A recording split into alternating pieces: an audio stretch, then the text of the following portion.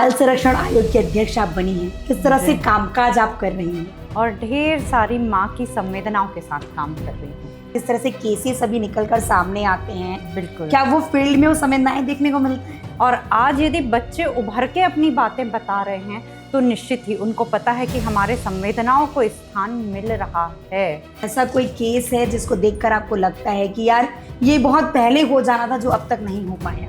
उनके कुछ कागजात जो मूलभूत दस्तावेज हैं वो ही नहीं बने हैं, तो मुझे बहुत दर्द होता था।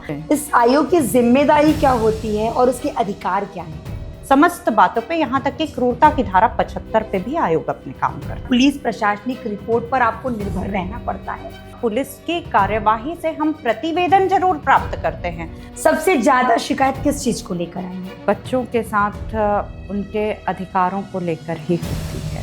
रेप केसेस बढ़ रहे हैं। Dare to talk, dare to put their words. मैं कहती हूँ ये चीजें रोकथाम की ओर बढ़ेंगी। जहां बात होती है दिल की जमीनी सच्चाइयों की और उन आवाजों की जो हम सबको छोड़ती है। राजनीति से लेकर समाज तक, भावनाओं से लेकर विवादों तक, यह मंच है हर उम्र, हर सोच, हर दिल की बातों का। यहाँ मिलेंगी जेनजी की जिज्ञासाएं, मिलेनियल्स के विचार और बुजुर्गों की समझ, सब एक साथ अनफिल्टर्ड बातचीत में। हर मुद्दे पर होगी बात मेरे साथ। नमस्कार, अनफिल्टर्ड बातों में आपका स्वागत है। आज हमारे साथ एक ऐसी शख्सियत है जो दिखती बहुत खूबसूरत हैं, लेकिन नक्सल मोर्चे पर किस तरह से जवाब देना है और किस तरह से काम करना है ये उन्हें अच्छे से पता है। बच्चों से बहुत प्यार करती हैं, इसलिए उन्हें बाल संरक्षण आयोग का अध्यक्ष भी बनाया गया है। इस वक्त हमारे साथ वर्णिका जी हैं। मैम, आपका बहुत बहुत स्वागत है। धन्यवाद। बाल संरक्षण आयोग की अध्यक्ष आप बनी हैं, किस तरह से कामकाज आप कर रही हैं? बिल्कुल। बाल अधिकार संरक्षण आयोग, ईश्वर ने और संगठन ने जिस जगह पे आज ये मुझे बिठाया या मुझे जिम्मेदारी दी, बिल्कुल एक बालक की तरह स्वच्छ मन रख के, एक बालक की तरह ढेर सारी खुशी और ढेर सारी माँ की संवेदनाओं के साथ काम कर रही हूँ। क्या ये संवेदनाएं फील्ड में देखने को मिलता है? क्योंकि लगातार जिस तरह से केसेस अभी निकलकर सामने आते हैं, बिल्कुल। क्या वो फील्ड में वो संवेदनाएं देखने को मिलता है? संवेदनाएं ही तो हैं जो केसेस को बाहर, पहले तो बच्चा किसको देख के रोता है? अपनी माँ को ही तो देख के रोता है। और आज यदि बच्चे उभर के अपनी बातें बता रहे हैं तो निश्चित ही उनको पता है कि हमारे संवेदनाओं को स्थान मिल रहा है, इसलिए बच्चे उभर के आ रहे हैं और हम अपने काम कर रहे हैं। अच्छा, जब से आप बनी हैं, ऐसा कोई केस है जिसको देखकर आपको लगता है कि यार ये बहुत पहले हो जाना था जो अब तक नहीं हो पाया है? जैसे मैं बच्चों के लिए हमेशा, जब अभी सबसे पहले सुदूर वनांचल का दौरा आरंभ करी थी, अभी तक 16-17 जिलों का दौरा कर चुकी हूँ। मुझे ऐसा लगता है कि बहुत सी ऐसी जनजातियाँ हैं, बहुत से ऐसे बच्चे हैं जिनके अभी भी कुछ कार्ड, जन्म प्रमाण पत्र या उनसे जुड़ी कुछ चीज़ें जो बननी बाकी रह गई थी। किसी भी व्यक्ति के अस्तित्व की शुरुआत उसके कागजी दस्तावेजों से आरंभ होती है, जिससे उनको सरकार से संबंधित समस्त योजनाओं का लाभ मिल पाता है। जब मैं ये देखती थी कि कहीं कहीं कुछ स्थानों में बच्चे तो योजनाओं का लाभ लेना तो दूर, उसके बारे में उनको जानकारी होना तो दूर, उनके कुछ कागजात जो मूलभूत दस्तावेज हैं वो ही नहीं बने हैं, तो मुझे बहुत दर्द होता था कि हम कहाँ शिक्षा, सुरक्षा, बड़ी बड़ी बातें करते हैं और मेरे बच्चे तो यही चीज़ें नहीं हैं उनके पास। अच्छा, तो ये चीज़ें थोड़ी बुरी लगती थी। आप बाल संरक्षण आयोग की अध्यक्ष हैं जी। इस आयोग की जिम्मेदारी क्या होती है और उसके अधिकार क्या हैं? जैसा कि नाम से स्पष्ट है, बाल अधिकार संरक्षण आयोग, धारा 13, 14 और 15 के अंतर्गत हम बालकों के अधिकारों का संरक्षण करते हैं। अब बालकों के अधिकार क्या हैं? तो बालकों के अधिकार में सबसे पहले वे बातें आती हैं जो उनके जीवन को जीने के लिए ज़रूरी होती हैं। यदि उनको इस प्रकार के वे अधिकार, जैसे उदाहरण के तौर पे शिक्षा का अधिकार, उनको स्वच्छ भोजन प्राप्त करने का अधिकार, उनके स्वास्थ्य से जुड़ा अधिकार, जो नियमित रूप से उनको प्राप्त होना चाहिए। यदि उनको इसकी प्राप्ति नहीं हो रही है तो आयोग तुरंत संज्ञान लेता है। दूसरा विषय आता है, उनके अधिकारों का किसी प्रकार से हनन किया जा रहा है, उनको किसी प्रकार से शारीरिक या मानसिक क्षति पहुंचाई जा रही है, उनके साथ क्रूरता की जा रही है, तो आयोग इस बात पे भी त्वरित संज्ञान लेता है। बालकों की सहभागिता जिस स्थान में होनी चाहिए, जैसे अभी कुछ दिन पहले मैंने खेल के मैदानों को लेकर अनुशंसाएं जारी की। आज हम बहुत शिकायतें करते हैं, बच्चे ओबेसिटी का शिकार हो रहे हैं, मोबाइल बहुत खेलते हैं। कैसे नहीं खेलेंगे, बच्चों के खेल के मैदानों पे तो आपने अन्यत्र उपयोग कर लिया है। तो इस प्रकार के यानी अधिकारों से लेके, अधिकारों के हनन से लेके, उनके संरक्षण से लेके उनकी सहभागिता तक की समस्त बातों पे, यहाँ तक कि क्रूरता की धारा 75 पे भी आयोग अपने काम करता है। अच्छा, राज्य में मानव अधिकार के उल्लंघन को लेकर कितने मामले जो हैं वो आयोग के पास आए हैं? मानव अधिकारों के उल्लंघन को लेकर के वैसे जो एक रेशियो मैं कहूँगी कि कुल मिला के अभी बहुत घटे हैं, परंतु फिर भी शिक्षा के अधिकार, मानव अधिकार नहीं, बालकों के अधिकारों से जुड़े जो विषय हैं वो अक्सर आते हैं। क्या आपके आयोग के पास एक स्वतंत्र तंत्र है या पुलिस प्रशासनिक रिपोर्ट पर आपको निर्भर रहना पड़ता है? नहीं, आयोग स्वतः संज्ञान भी लेता है, जिसको सो मोटो कहते हैं। इससे भी स्वतः संज्ञान लेता है और पुलिस की कार्यवाही से हम प्रतिवेदन जरूर प्राप्त करते हैं, परंतु आयोग अपनी कार्यवाही स्वतंत्र अस्तित्व के रूप में भी अपने सो मोटो के तहत संज्ञान ले लेता है। अच्छा, आदिवासी क्षेत्रों पर जो है मानवाधिकार की स्थिति पर आयोग का क्या राय है इसको लेकर? आयोग जिन क्षेत्रों का दौरा करता है, या अभी जैसे मैंने सो मोटो की बात कही कि स्वतः संज्ञान लेना है, जिन स्थानों पे आयोग को लगता है कि इन स्थानों पे बच्चों को ये सुविधाएं मिलनी चाहिए और अमुक अमुक सुविधाएं बच्चों को प्राप्त नहीं हुई हैं, उनके अधिकारों में किसी प्रकार से कोताही बरती जा रही है, तो हम ये इंतजार नहीं करते कि इस पर कोई कंप्लेंट दर्ज कराएगा, हम तभी इस पर प्रतिक्रियात्मक कार्यवाही करेंगे। नहीं, हमको यदि किसी भी प्रकार से सूचना प्राप्त होती है तो हम उस पर या उसके प्रति कोई अंदेशा भी हमको लगता है तो हम तुरंत संज्ञान ले रहे हैं अभी उन तो क्या विषयों का। नक्सल क्षेत्रों में भी जो प्रभावित क्षेत्र है, इलाके हैं, वहां पर भी नागरिकों के अधिकारों की सुरक्षा के लिए आपका विभाग कोई काम करता है? बिल्कुल। उदाहरण के तौर पे मैं आपको बताना चाहूँगी, उन क्षेत्रों में हम लगातार अभी दौरा कर रहे थे, तो उन क्षेत्रों में जाके हमको देखना हुआ कि बच्चियों को छात्रावास में यदि किसी भी प्रकार से सुविधाओं की ज़रूरत है, बच्चों को साइकोलॉजिकल एक काउंसलर की ज़रूरत है, तो हमने तुरंत या उनको समय समय पे उनमें आयरन की या स्वास्थ्यगत किसी प्रकार की कमी होती है, या छुट्टी से आने के बाद या छुट्टी में जाने के पहले किसी प्रकार के स्वास्थ्यगत जांच की ज़रूरत होती है, तो इस प्रकार की व्यवस्थाओं को निर्मित करने के लिए सेफगार्डिंग द गर्ल चाइल्ड करके नियमित कार्यशालाएं यहाँ पे शासन के द्वारा, प्रशासन के द्वारा आयोजित की जा रही है। न केवल हाई कोर्ट बल्कि सुप्रीम कोर्ट भी इस तरीके के आयोजनों को कर रहा है। अच्छा, ऐसा कोई आयोग कोई इस किसी विशेष संवेदनशील वर्ग के लिए कोई सुझाव जो है जो उसकी रिपोर्ट सरकार को दी हो? जी, बिल्कुल। पहले तो मैं आयोग के कार्य के अंतर्गत बता दूं, आयोग का कार्य 2 प्रकार के बच्चों के लिए है, ये मैं आपके कार्यक्रम के माध्यम से बताती हूँ। एक होते हैं CNCP बच्चे। अच्छा। CNCP बच्चे वो बच्चे होते हैं जिन बच्चों को देखभाल और संरक्षण की ज़रूरत होती है, जो समर्पित या अभ्यर्पित बच्चे होते हैं, जिनके पास अपने माता पिता का या परिवार का किसी प्रकार का संरक्षण नहीं है, तो वो CWC के पास, जो हमारी ज़िला की इकाइयाँ होती है, उनके पास आते हैं। अच्छा। और उन बच्चों को बाल गृह में रखा जाता है, एक घर की भांति रखा जाता है और उनका देखभाल और संरक्षण किया जाता है। दूसरे बच्चे होते हैं CCL बच्चे, वे बच्चे जो किसी प्रकार से विधि के विरुद्ध हो जाते हैं।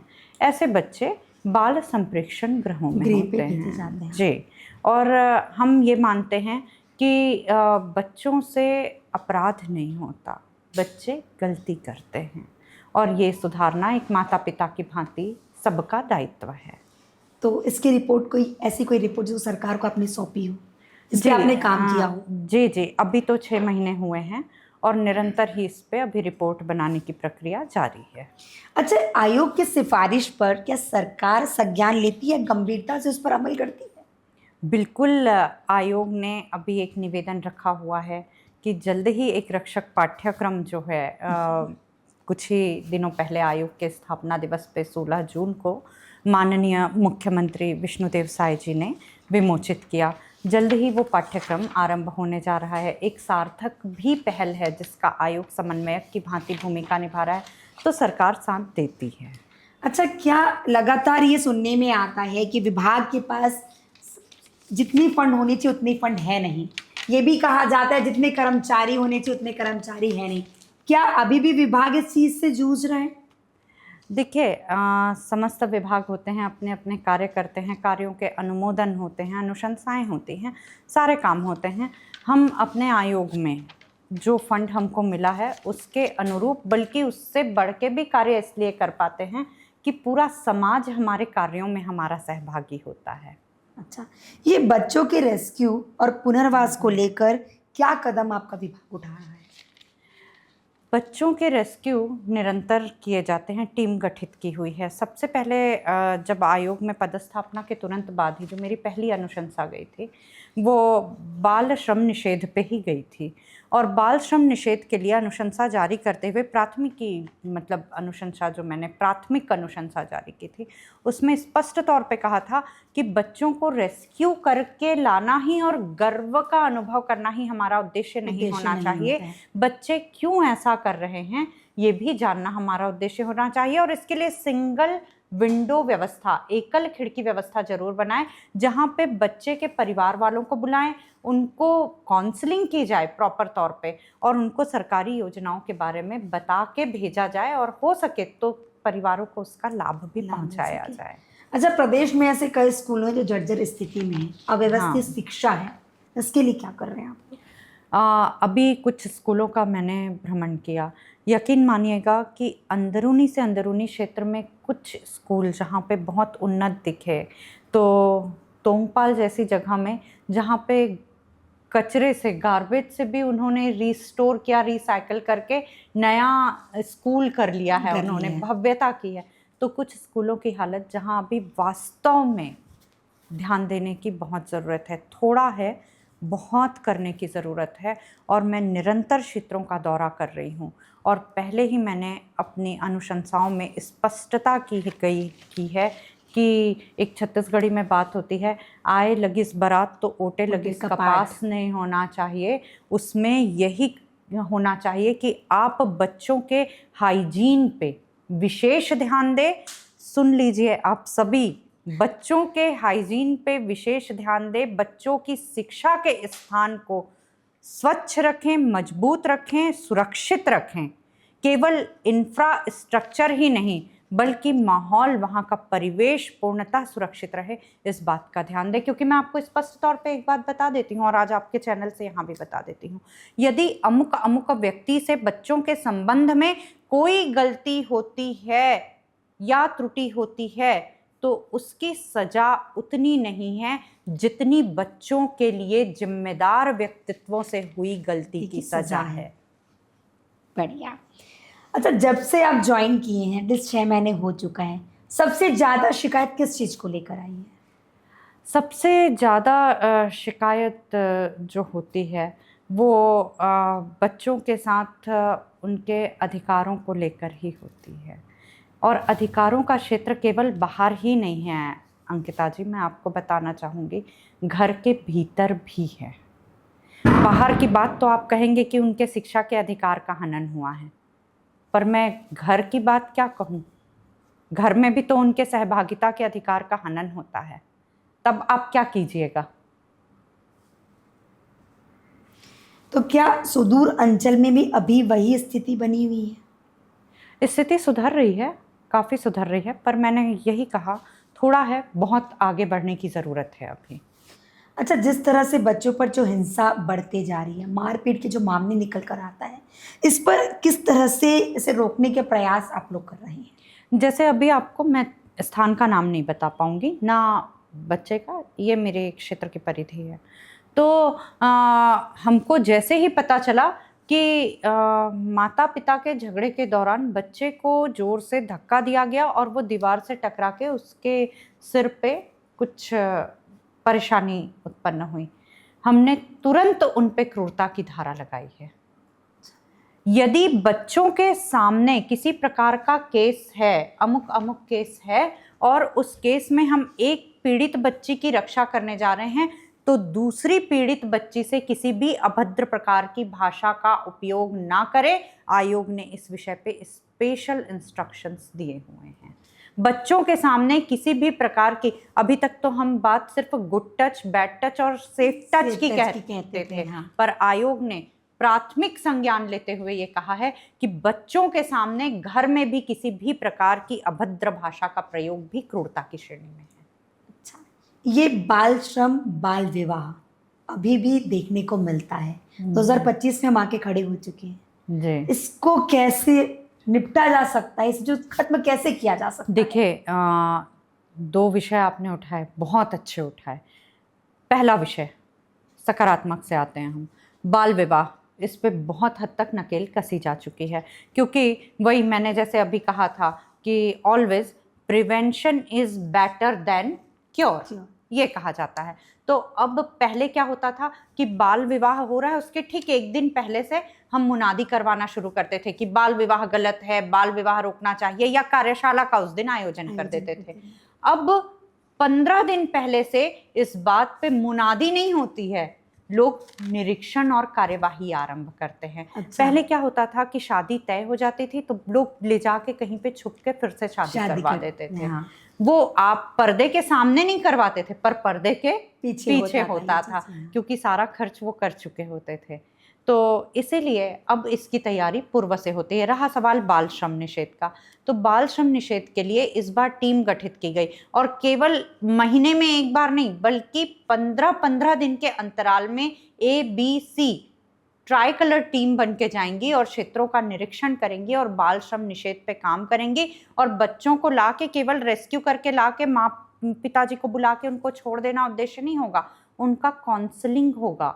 अच्छा। कि वो क्यों ऐसा कर रहे थे, उनके माता पिता या किसी मजबूरी के तहत यदि कर रहे थे तो उनको सरकारी योजनाओं में सम्मिलित किया जाए, किस प्रकार से उनको उसका लाभ दिया जाए। मतलब गर्व का विषय अब कोई भी नहीं बनाना। आने के बाद मेरा केवल एक ध्येय रहा, प्रत्येक कार्य गर्व का नहीं, मर्म का विषय बने।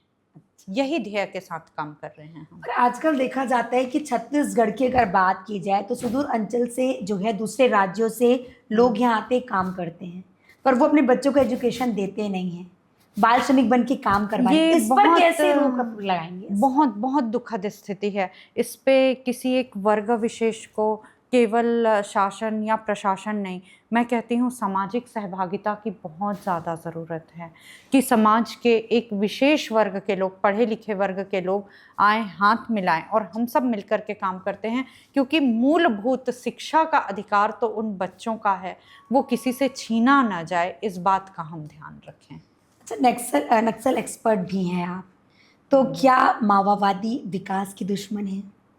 बिल्कुल, 100 नहीं, 101% दुश्मन है। क्योंकि आप बताइए वो किस विचारधारा को लेके आए थे। वैसे कुछ दिन बाद आप ये शो करते तो मैं कहती बीती ताही बिसार दे, अभी भी कह रही हूँ, बीती ताही बिसार दे आगे की सुधिले। क्योंकि माओवादियों ने क्या कहा था, भय बिना होय न प्रीति। तो आज हमारे लोगों ने बता दिया, आज वहीं के युवाओं ने बता दिया और सरकार ने पुरजोर उनका साथ दिया, और क्या कहा, प्रेम न बाड़ी उपजय, प्रेम न हाट बिकाए। तो आज माओवादी यदि विकास को लेके आते, यदि जनता के हित की बात को लेके आते, तो कुछ तो स्कूल खोल पाते, कुछ तो सड़क बनवा पाते। वो तो सड़क विस्फोट कर दिए, स्कूल में ही खूना खून कर दिए, ब्लड शेड कर दिए, तो कौन से विकास की बात करने वो यहाँ पे आए थे। स्कूली बच्चों को मौत के घाट उतार दिए। आज वही बच्चे जानते हैं ये रिमोट टेक्नोलॉजी जो आपके पुश बटन थ्योरी, हाथ में मोबाइल होता है ना, आज वो हर जगह पहुंच गया है। और मैंने हमेशा से कहा था 2 ब्लैक डॉट बहुत ज़रूरी है, एक ब्लैक बोर्ड और ब्लैक रोड। जैसे जैसे ब्लैक रोड पहुंच रही है और जैसे जैसे ब्लैक बोर्ड पहुंच रहा है, यानी कि शिक्षा पहुंच रही है, आज का युवा जागृत हो रहा है। उसको अपने क्षेत्र में कोई दिमक नहीं चाहिए है, वो टर्मिनेटर डालना सीख गया है। बिल्कुल। क्या माओवादी संगठन अब भी वैचारिक रूप से मजबूत है या केवल हिंसा तक सीमित है? कोई विचार ही नहीं है, कोई वैचारिक दृष्टिकोण नहीं है, केवल भय और उगाही, यही दो कार्य हैं। और समय समय पे रूपांतरण लेना, ये गुरिल्लास थे जो रूपांतरण लेते रहते हैं। आज रूरल में थे, कल अर्बन में रूपांतरित होके आएंगे। पहचानना हमको जरूरी है। कोविड के समय हमने कहा था ना, 2 फीट दूरी, क्या था वो, मास्क है जरूरी। मास्क है जरूरी। ऐसे ही इनके रूपांतरित स्वरूपों से, इन रक्त बीजों के रूपांतरित स्वरूपों से सावधान होना बहुत जरूरी है। तो क्या माओवादी जो पुनर्वास के लिए लाए जाते हैं और जो सरेंडर किए जाते हैं, सरेंडर जो नीति जो है, क्या वाकई असरदार है? खत्म हो जाएगा? नहीं, देखिए इसमें 2 बातें आपने पूछी। क्या वाकई सरेंडर पॉलिसी असरदार है?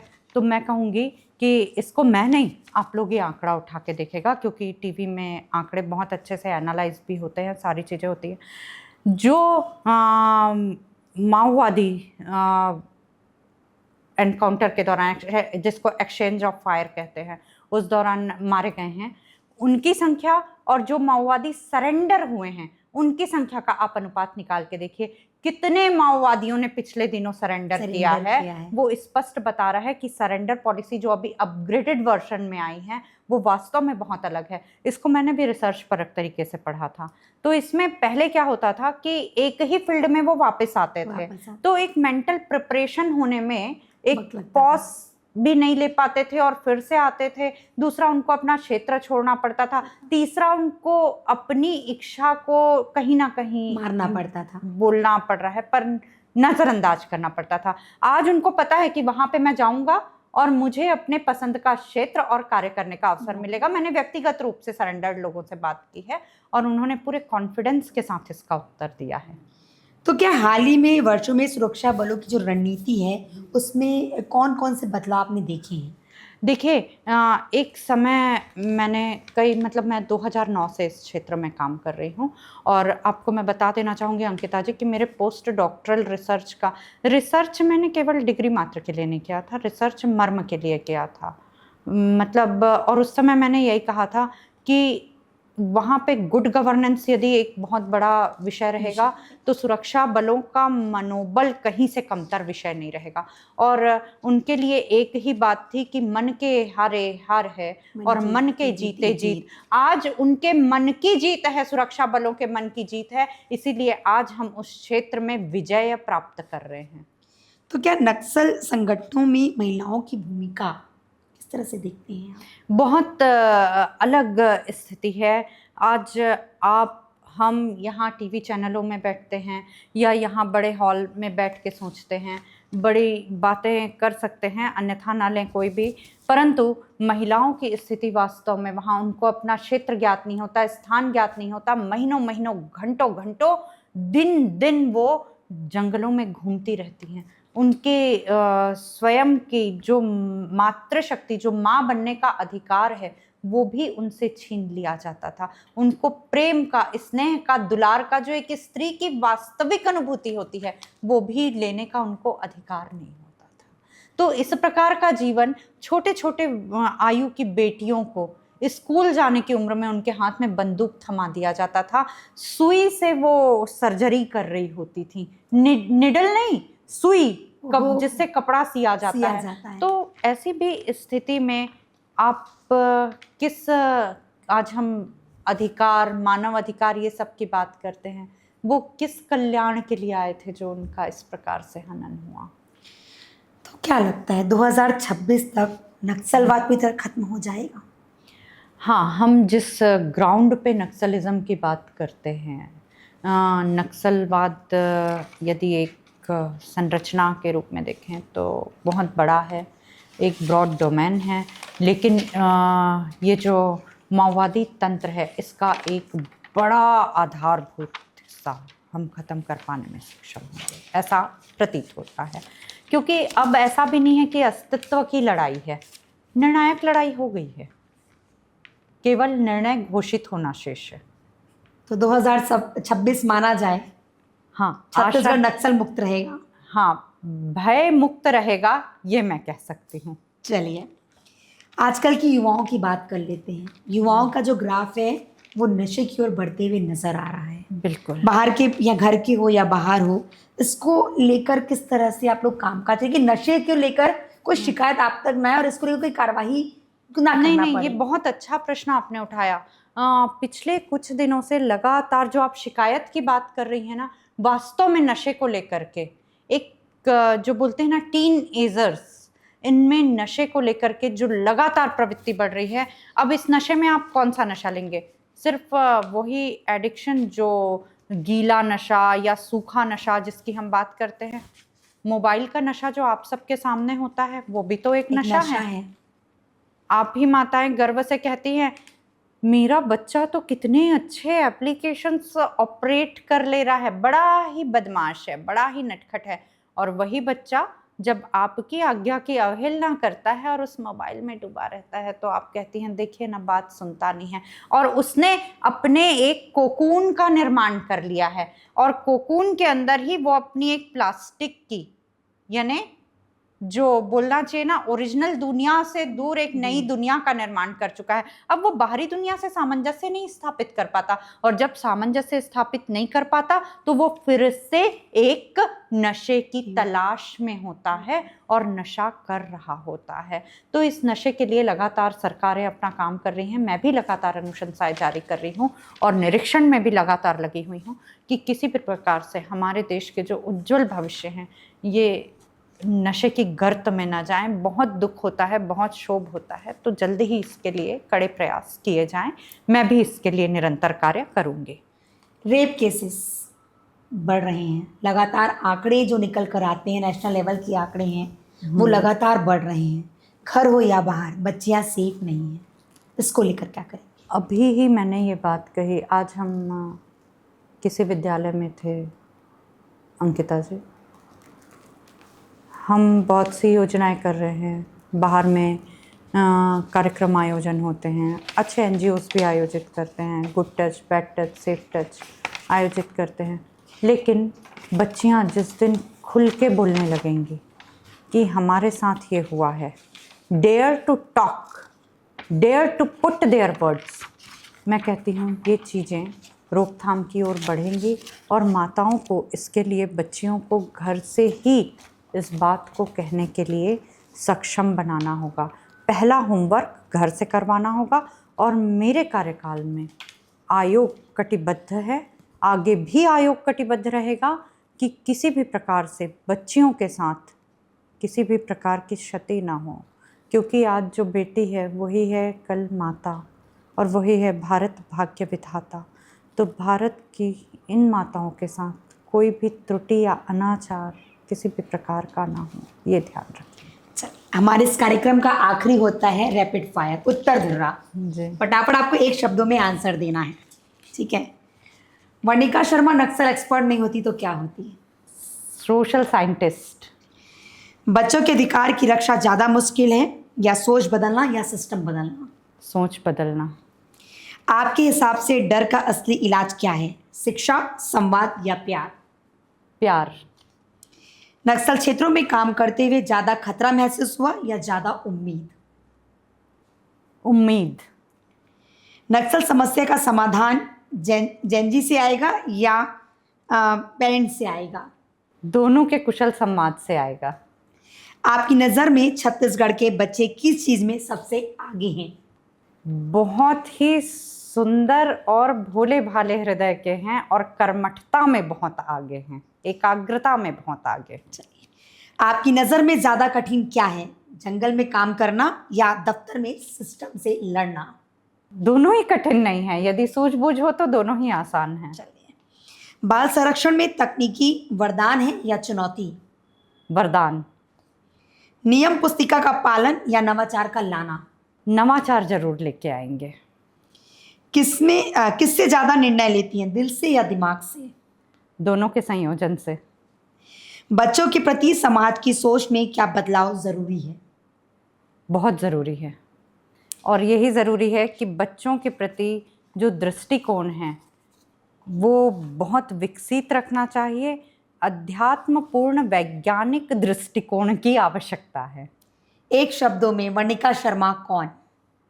वर्णिका शर्मा मातृभूमि को समर्पित एक सेविका। बिल्कुल, ये थी हमारे साथ वर्णिका शर्मा, जिनका कहना है कि बच्चों के प्रति जो उनके लिए जो कर्तव्य है वो लोगों को समझना होगा, तभी जो है बच्चे आगे बढ़ पाएंगे, देश का भविष्य बन पाएंगे और उनको सुरक्षा मिल पाएगा। वर्णिका जी, आपका बहुत बहुत शुक्रिया।